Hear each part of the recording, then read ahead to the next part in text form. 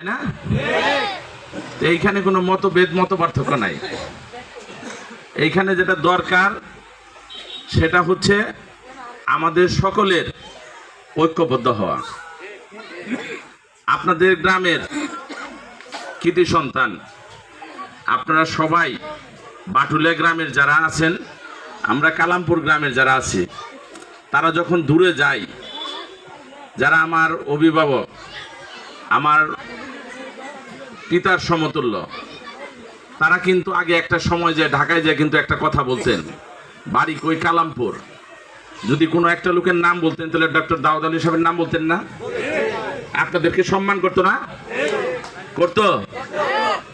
আবার দেখেন, আপনাদেরই সমবয়সী ডক্টর দাউদ আলী সাহেবের সন্তান, সাবেক স্বরাষ্ট্র সচিব, উনি উমর ফারুক সাহেব, উনি আমাদের ধামরের কিন্তু অনেককেই কিন্তু চাকরি দিছে।